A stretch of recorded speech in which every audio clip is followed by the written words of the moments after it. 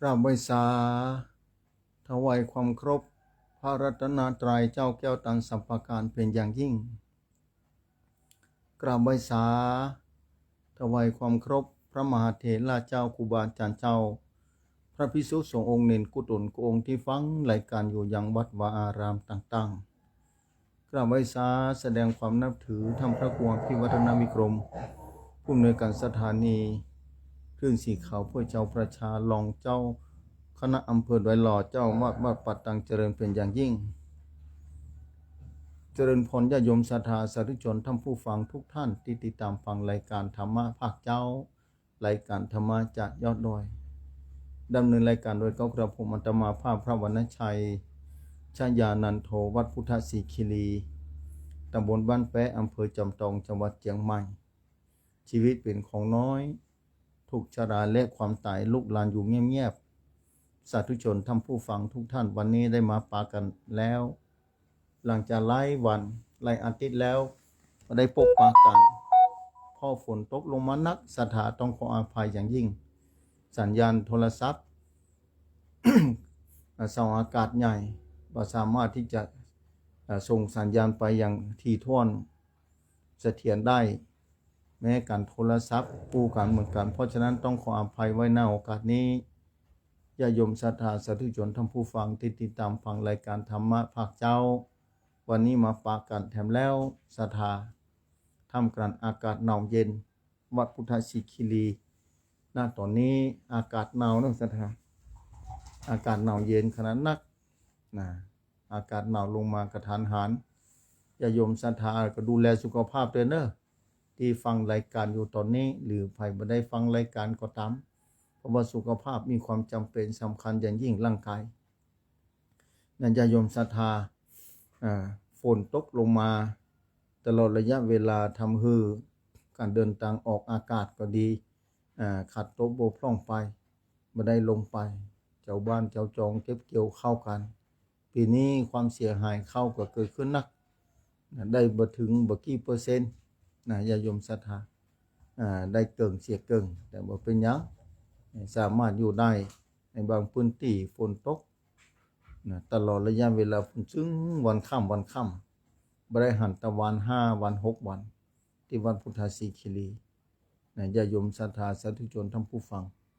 ฉะนั้นทุกอย่างบ่เที่ยงอย่างที่ศรัทธาฮู้อย่างที่ศรัทธาเข้าใจเพราะฉะนั้นญาโยมศรัทธาคือดูแลสุขภาพตัวเมื่ออากาศแปรปรวนเปลี่ยนแปลงไปแบบนี้ก็คือญาโยมศรัทธาพยายามรักษาสุขภาพจนถึงวินาทีสุดท้ายเพราะสุขภาพนี้มีความจำเป็นอย่างยิ่งมีความสำคัญต่อทุกชีวิตของตัวเก่าและต่อผู้อื่นด้วยเมื่อตัวเก่าดูแลสุขภาพดีแล้วจิตใจก็ต้องดีโดยศรัทธาจิตใจก็ต้องดีสุขภาพก็ต้องดีเมื่อจิตใจดีสุขภาพดีแล้วกายกรรมวจีกรรมมโนกรรมก็จะออกไปทางที่ดีสิ่งแวดล้อมก็จะดีไปด้วยถึงวันนี้ญาโยมศรัทธาสาธุชนท่านผู้ฟังความเป็นอยู่ของญาโยมศรัทธาสาธุชนท่านผู้ฟังอิงอาศัยด้วยบุญและกรรมทั้งนั้นดำเนินไปท่ามกลางความบ่เที่ยงเมื่อเฮาเข้าใจและศรัทธาเข้าใจแบบนี้ถ้าศรัทธาทำใจได้นั่นแหละคือการเข้าใจธรรมะและการรู้ธรรมะการมีธรรมะญาโยมศรัทธาพอศรัทธาฟังธรรมะมาตลอดย่อมนำเอาธรรมะเข้ามาประพฤติปฏิบัติแล้วเข้าใจและรู้แล้วก็มีธรรมะเกิดขึ้นในหัวใจเป็นสิ่งที่ดีอย่างยิ่งศรัทธาสาธุชนทั้งผู้ฟังก็ร่างกายของคนเฮานั้นบ่เที่ยงบ่แน่ใบหน้าไปเรื่อยๆน้ำบานก็จะลดน้อยถอยลงไปด้วยการเวลาที่ใจมาตลอดระยะเวลาคนที่เกิดขึ้นใหม่ก็ดำเนินไปคนที่อายุนักแล้วก็เหลือน้อยลงไปอย่ายมศรัทธาแต่ทุกคนก็จะไปประมาทในชีวิตนี้ขออย่าไปประมาทเด็ดขาดเพราะว่าความประมาทเป็นบ่อกเกิดของความเสียหายยับเยินหมดเลยฉะนั้นอย่ายมศรัทธาสาธุชนท่านผู้ฟังเพื่อดูแลสุขภาพร่างกาย จนถึงวินาทีสุดท้ายเหลือก็ลมหายใจถ้าสามารถหู้ได้นั่นแหละดีที่สุดญาติโยมศรัทธาเอ้ยเพราะฉะนั้นโลกถึงวันนี้เนี่ยวุ่นวายปั่นป่วนหลายเรื่องหลายราวหลายสิ่งหลายอย่างญาติโยมศรัทธาเพราะฉะนั้นในพระพุทธศาสนานั้นโดยเฉพาะหลักธรรมคำสอนขององค์พระสัมมาสัมพุทธเจ้าสอนตลอดเวลาศรัทธาสอนให้ทุกคนมีปัญญามีความรู้ความเข้าใจสามารถดำเนินวิถีชีวิตของตัวเก่าอาศัยธรรมะเป็นเครื่องอยู่อย่างศรัทธาถึงวันนี้ได้อาศัยธรรมะเป็นเครื่องอยู่บางคนบอกว่าโอ้ถ้าบอกมีธรรมะอยู่บ่ได้ท่านอาจารย์นะถ้าบอกมีธรรมะนี่อยู่ยากอยู่บ่ได้นะต้องมีธรรมะอยู่ในห้วงหัวใจนี่บางคนบอกแบบนั้นดีแล้วอันนี้แสดงว่ามีธรรมะเข้าใจธรรมะในปฏิบัติธรรมหมั่นไหว้พระสวดมนต์ภาวนาไผ่ไหว้พระสวดมนต์ภาวนาคนนั้นจะเข้าใจเป็นอย่างดีถ้าไผ่บ่ได้ไหว้พระสวดมนต์ภาวนาบางคนอาจจะบ่มีโอกาสหู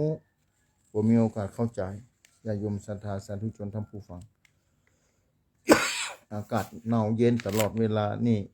เพราะฉะนั้นถ้าหูจะดูแลสุขภาพร่างกายนะถ้าหูจะดูแลสุขภาพร่างกายก็เป็นสิ่งที่ดีมากๆเพราะเราต้องอาศัยร่างกายนี้ประพฤติปฏิบัติธรรมร่างกายนี้เป็นเครื่องอยู่นะเครื่องอยู่ของใจใจต้องอาศัยร่างกายนี่ถ้าร่างกายบ่มีแล้วเราก็บ่สามารถจะปฏิบัติธรรมได้เราบ่สามารถจะรับรู้หยังแล้วเมื่อร่างกายบ่มีจิตดวงหนึ่งบ่ใจตายจะต้องดำเนินไปสู่ภพน้อยภพใหญ่ที่ศรัทธาได้ยินว่าวัฏฏะสงสารนั่นแหละอันนั้นแหละคือจิตเฮานี่บ่ตายต้องเวียนว่ายตายเกิดจิตนี่บ่ตายมันเกิดดับก็จริงนะอารมณ์จิตมันเกิดดับก็จริงแต่บ่ตายมันจะเวียนว่ายตายเกิดไปเรื่อยๆภพน้อยภพใหญ่บางชาติอาจจะต้องไปเกิดเป็นเทวดาเป็นเทวดาแล้วก็บ่เที่ยงหมดบุญจะเป็นเทวดาก็ต้องลงมาแถมญาติโยมศรัทธาบางทีจะต้องลงไปเป็นสัตว์เดรัจฉานบางทีมาเป็นมนุษย์การเกิดเป็นมนุษย์นี่บุญยิ่งใหญ่ขนาดนักแล้วบุญมหาศาลบุญยิ่งใหญ่อย่างไรก็การเกิดเป็นมนุษย์นี่เป็นสิ่งที่ยากยิ่งถึงวันนี้มนุษย์เหลือน้อยลงไปถึงวันอย่างที่เคยศรัทธาฟังว่าละออนนี่เกิดน้อยลงไปถึงวันเนี่ยหมู่ที่อาตมาอยู่ในปีนี้นี่เสียชีวิตลงไป15 คนนะหมู่ที่14ที่อาตมาอยู่ปีนี้เสียชีวิตลงไปหมู่ที่เดียว15 คนปีนี้ยังธันวายังมาขึ้นเด้อเหลือ1 เดือนอยู่ลองขึ้นพอเนาะหมดไป15 คนแล้วตึงหนุ่มตึงน้อยตึงใหญ่เพราะฉะนั้นนี่แหละจะไปประมาทในชีวิตแต่ละที่แต่ละแห่งทราบข่าวไปงานไหนงานเขาดำทั้งนั้นฉะนั้นจะไปประมาทจงมีสติจงสร้างปัญญาพัฒนาปัญญาของพวกเขาเพื่อมีขึ้นมาคือใดในพระพุทธศาสนาสิ่งที่พระพุทธเจ้าย้ำเตือนคือพุทธบริษัทคือพุทธบริษัทก็คือสิ่งทั้งหลายย่อมเกิดมาจากเหตุบ่มีสิ่งใดเกิดขึ้นมาสมบูรณ์ทันทีญาติโยมศรัทธากระบวนการจะก่อให้เกิดปัญญานั้นพระพุทธเจ้าสอนให้3 วิธีก่อนญาติโยมศรัทธาเพื่อเกิดปัญญานั้นถ้าในโลกนี้ถ้าคนขาดปัญญาศรัทธาหาได้ชัดที่ศรัทธาอยู่ถึงวันนี้ลองพอเอาคนเดียวเถอะถ้าคนมีปัญญาก็บ่มีปัญญาต่างกันบางคนมีแฮงมีความขยันมีแฮงแต่ถ้าว่าปัญญาบ่มีอย่าโยมศรัทธาคือเอาเถอะถ้าปู่อุ้ยแม่อุ้ยฟังอยู่ตอนนี้ลูกเต้าหลานเหลนคนไหนลวกแหลมคนนั้นบ่ฉลาดเท่าที่ควรคนนี้ฉลาดพอเถอะความฉลาดก็จะต้องดีตัวศรัทธาปัญญาเหมือนกันปัญญามี2 อย่างโลกุตระปัญญาแล้วก็โลกิยะปัญญา โลกนี้มีสองอย่างนั่นน่ะ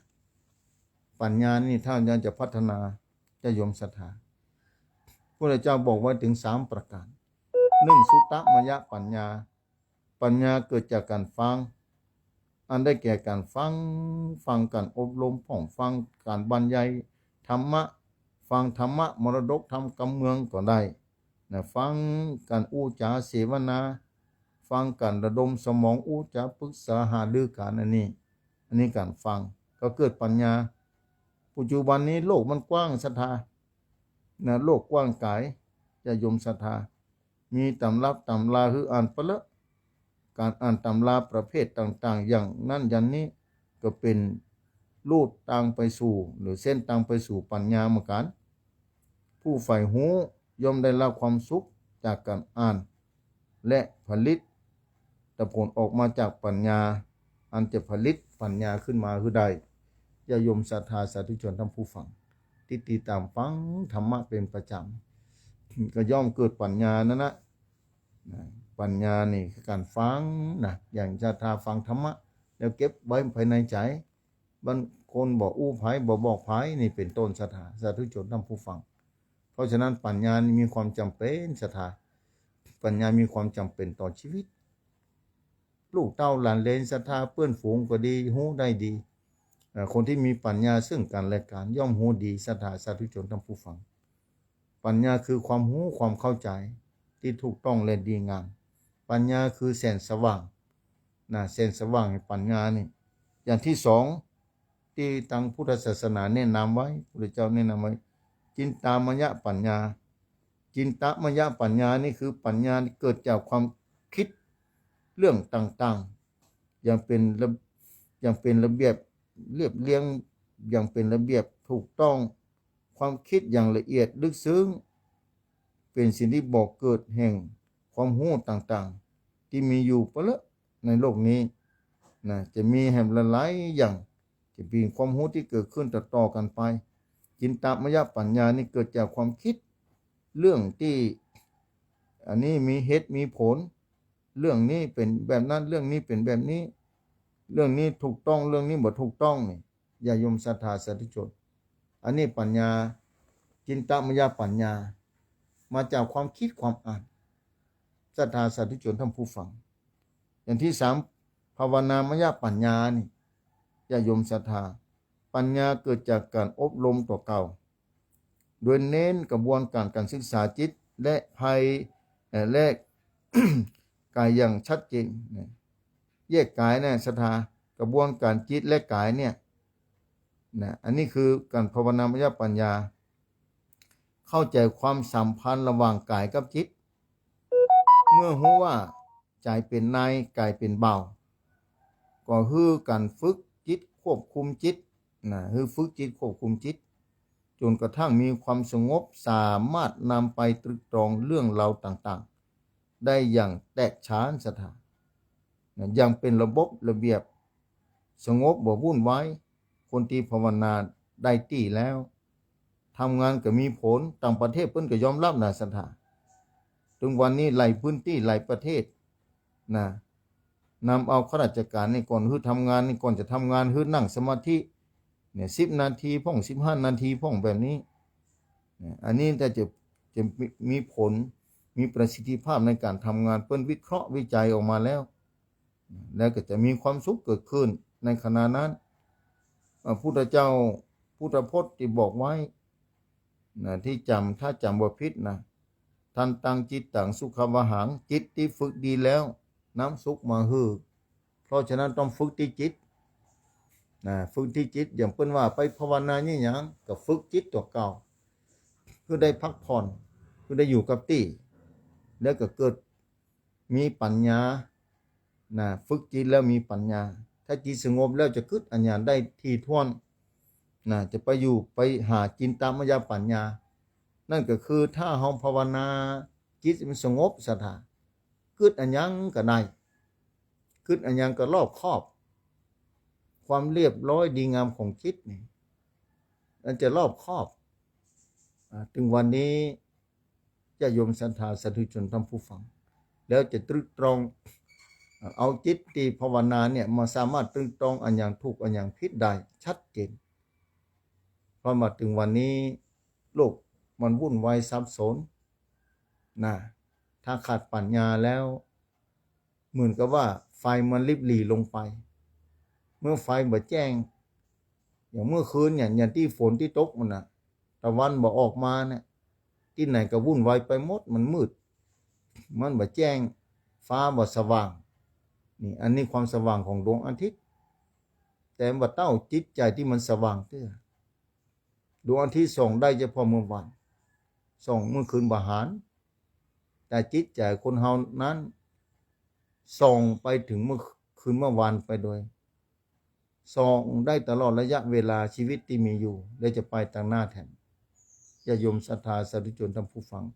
เพราะฉะนั้นภายพ่องได้ฝึกจิตต่อเก่าไว้คนนั้นเป็นผู้ที่มีบุญมหาศาลตามพระพุทธศาสนาบอกไว้นะเพราะฉะนั้นอย่างฟังเมื่อการฟังธรรมะศรัทธาเปิดฟังธรรมะภาคเจ้าภาคค่ำฟังแล้วก็ต้องตึกตรองไปโดยฟังไปแล้วจะเป็นว่าสุตตมยปัญญาเกิดจากการฟัง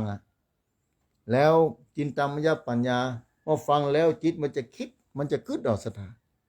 ว่าอันอย่างทุกข์อันอย่างผิดจำไว้ญาติโยมศรัทธาสาธุชนท่านผู้ฟังจำไว้เนี่ยจินตามยปัญญาจะกึศนะจะพิจารณาตลอด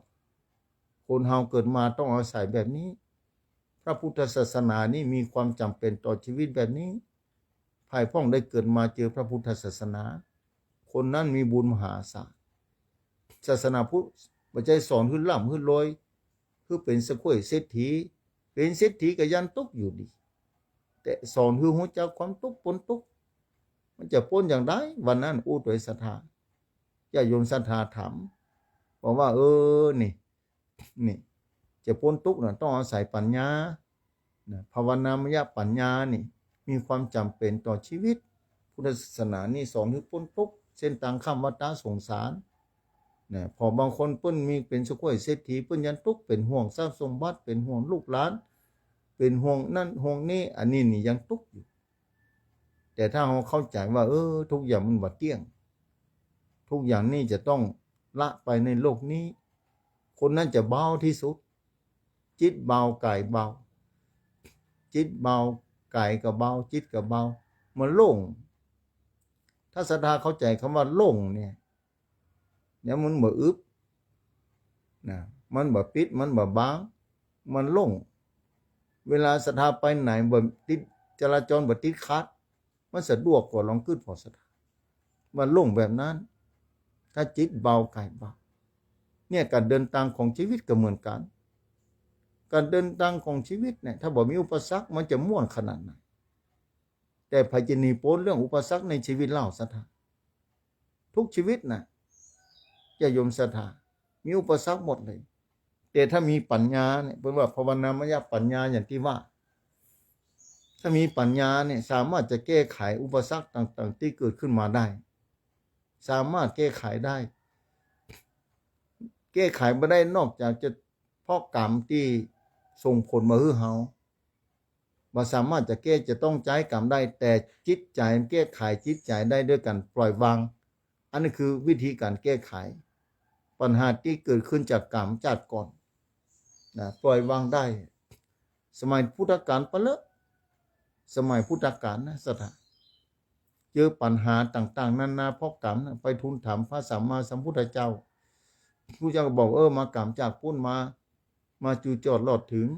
มาส่งผลคือแบบนี้วิธีการแก้ก็คือทำความดีต่อไปสร้างความดีไว้นั้นนักทำความดีไว้ละหลายบอกว่าจะเป็นการฟังในสิ่งที่ดีๆพอในสิ่งที่ดีๆกึศในสิ่งที่ดีถ้ามาสู่กึศดีๆกับจิตตมยปัญญาญาติโยมศรัทธาสาธุชนท่านผู้ฟังจินตมยปัญญานี้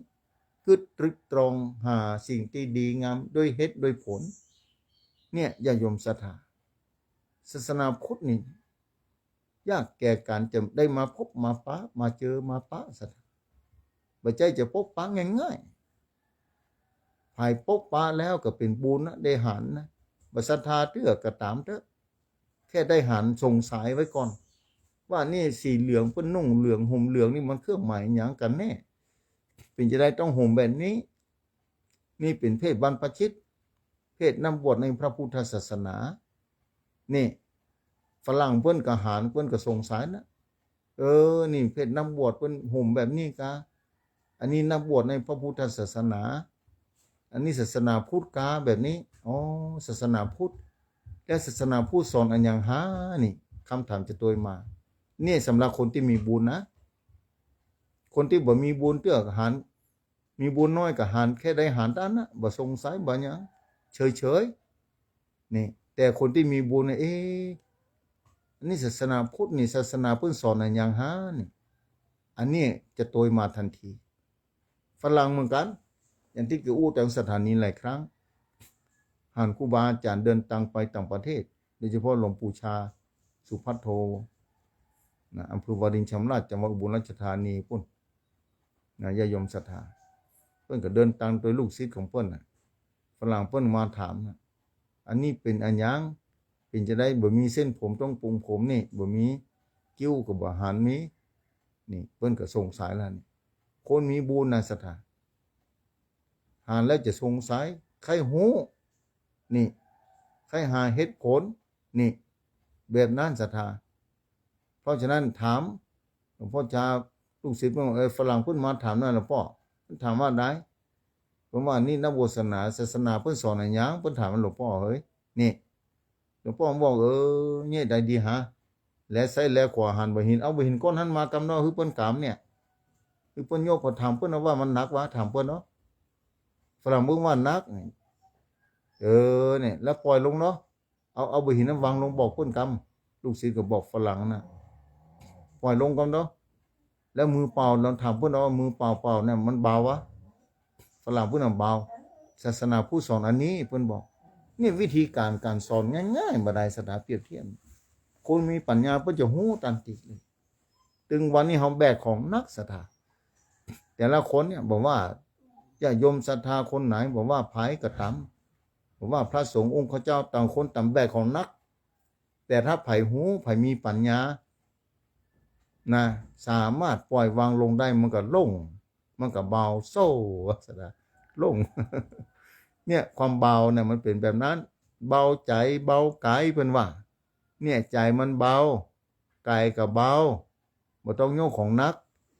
นี่ยิ่งถ้าใจเบาแล้วเพราะอาศัยปัญญาเพิ่นว่า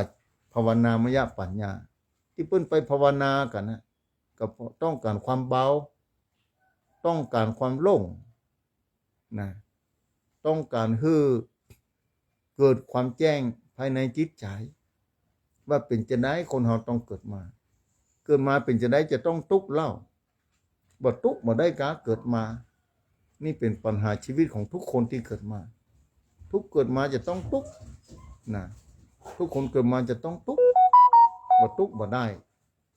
นะเพราะในโลกนี้หรือว่าวัฏฏะสงสารนี่มีก้าวความทุกข์นั่นแหละองค์พระสัมมาสัมพุทธเจ้ามาตรัสรู้เพื่อคือพ้นทุกข์การจะพ้นทุกข์ต้องอาศัยนะวิธีการสร้างหรือพัฒนาปัญญาตั้งแต่สุตตมยปัญญาการฟังอย่างศรัทธาฟังธรรมะเป็นต้นฟังธรรมะภาคเจ้าภาคค่ำนะญาติโยมศรัทธา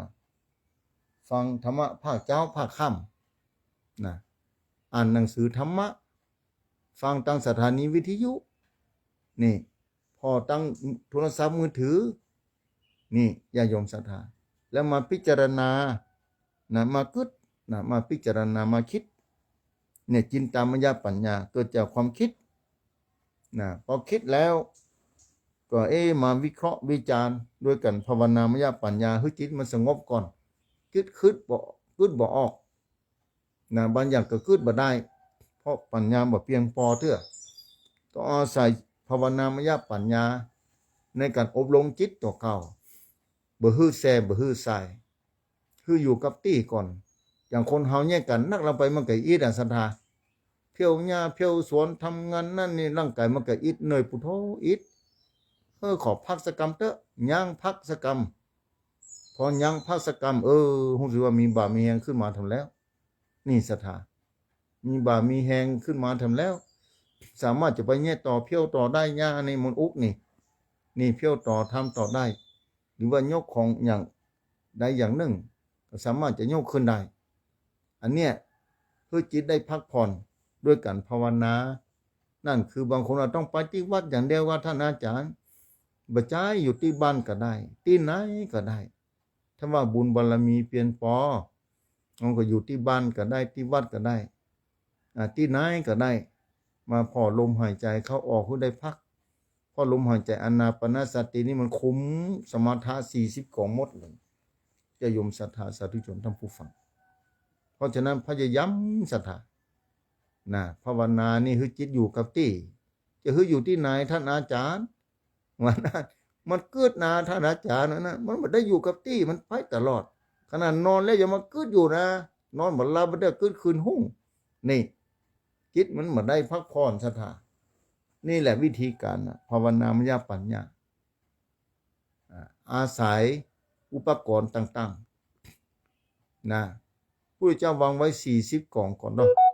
กล่องที่1คือพุทธานุสติคือนึกถึงพระพุทธเจ้าโอ้พระพุทธเจ้าดีเตะดีว่าแนะนำสั่งสอนคือคนเป็นคนดีนี่บอกแนวทางคือพ้นทุกข์นี่เส้นทางนี้ไปบัดได้ค้นพบอย่างพระพุทธเจ้าพระพุทธเจ้าเป็นคนค้นพบตรัสรู้โดยตัวเก่าหูแจ้งโลกผู้รู้ผู้ตื่นผู้เบิกบานพอเข้าใจแบบนี้พอนึกแบบนี้เป็นพุทธานุสติถ้านึกแบบนี้บอกออกนึกเอาพุทธรูปที่เอาไปไหว้พระในวิหารในศาลาพระประธานเนี่ยยกมือไหว้หานองค์พระพุทธรูปจำไว้นึกไว้องค์ไหนที่งามพุทธรูปในเมืองเชียงใหม่ก็มีเนาะแต่ละวัดแต่ละวาก็มีแต่ละวัดแต่ละวาก็มีมานึกในพุทธรูปนี่และกำหนดคือหานพุทธรูปตลอดเวลานึกองค์พุทธรูปที่ตัวเก่าไหว้นั่นอันนั้นเป็นพุทธานุสติเนี่ยอุปกรณ์ในการให้จิตอยู่กับที่เอาง่ายกว่านั้นได้ก่อนท่านอาจารย์วันนั้น นั่งโอ้กันกษัตริย์คือมันง่ายกว่านั้นได้ก่อนมันเป็นว่าถ้าง่ายกว่านั้นเนี่ยเขาจะนึกถึงของที่ไปตามได้ก็โยมบอกว่าโยมเคยไปทำบุญที่ไหนไปหลายที่มันบอกเอาไปหลายที่กะไปหลายที่นะอันนั้นกะไปที่ไหนนึกขึ้นได้ก่อนได้นึกอันนั้นนึกที่เอาดอกไปใส่ขันแก้วตัง3พ่องนึกเอาสตางค์บาท2 บาท10เซาไปหอมที่ห้ามที่นี่พ่องเข้าน้ำโภชนาหารทำบุญใส่บาตรบางคนทำใส่บาตรผู้เจ้าทำบัดได้ใส่บาตรอยู่ตึ้งบัดได้นี่แสดงว่าจิตมุ่งมั่นอยู่ในกองกรรมฐานกองนี้แหละจาคานุสติกรรมฐานนี่จาคานุสติมีอนุสติ10แต่กี้บอกเฉพาะอันดับ1พุทธานุสติธรรมานุสติก็คือนึกถึงธรรมะคำสอนขององค์พระสัมมาสัมพุทธเจ้าธรรมะของพระพุทธเจ้าอย่างพระเจ้าคือทำดีอย่างสติคือมีความระลึกได้สัมปัญชยะความรู้ตัวนี่เป็นธรรมะทั้งนั้นศรัทธาธรรมะญาติโยมศรัทธาธรรมะทั้งนั้นแหละถ้านึกขึ้นเนี่ยจะเป็นที่อยู่ของใจจะได้นิ่งอันนี้ภาวนามยปัญญาถ้านึกถึงเข้าเอามือเนี่ยจกเอาเข้านึ่งเข้าเจ้าเข้าสวยกระเดียตักใส่ใ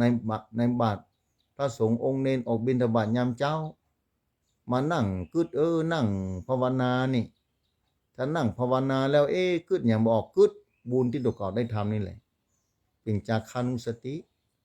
เป็นกรรมฐานของหนึ่งนึกมาได้ตะกี้บอกไป2อย่างพระพุทธพระธรรมและพระสงฆ์ก็เหมือนกันพระสงฆ์ก็องค์ไหนตั้งแต่พระอัญญาโกฏทัญญะมาแล้วพระอริยสงฆ์รูปแรกในพระพุทธศาสนาลงมาลำดับมาเรื่อยๆจุดจอดเราถึง2568นี่เฮาศรัทธาองค์ไหนศรัทธาผายอย่างเมืองเหนือนี่ลืมมาได้ครูบาเจ้าศรีวิจัยปฏิปทาของเปิ้นสร้างบารมีมาตลอดป้าหมู่สงฆ์ไหว้พระสวดมนต์นบธรรมสร้างศาสนาวัตถุในพระพุทธศาสนาเอาก็มานึกถึงความดีของพระสงฆ์รูปใดรูปหนึ่งเช่นครูบาอาจารย์เจ้าเป็นต้นนี่ญาติโยมศรัทธาก็เป็นสังขานุสติเป็นแบบนั้นญาติโยมศรัทธา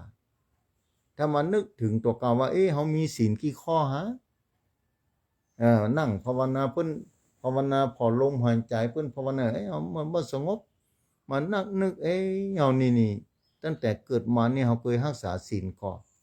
ศีลข้อไหนที่เคยรักษาวันค่ำนะข้อไหนมีเนี่ยตั้งแต่ข้อ1ถึงข้อ5ถ้าไผรักษาได้วันหนึ่งก็ดี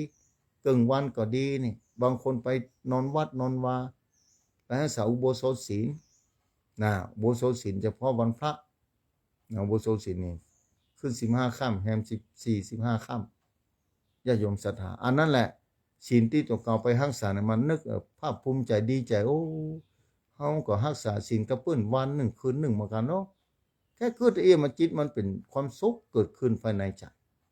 เมื่อจิตมันมีความสุขเกิดขึ้นมาศรัทธาลองคิดพอความสุขเกิดขึ้นจากการภาวนามยปัญญานี่อันนี้จากการนึกถึงความดีศีลานุสติศีลที่ตัวเก่ารักษานี่ก็คือ1กล่องละ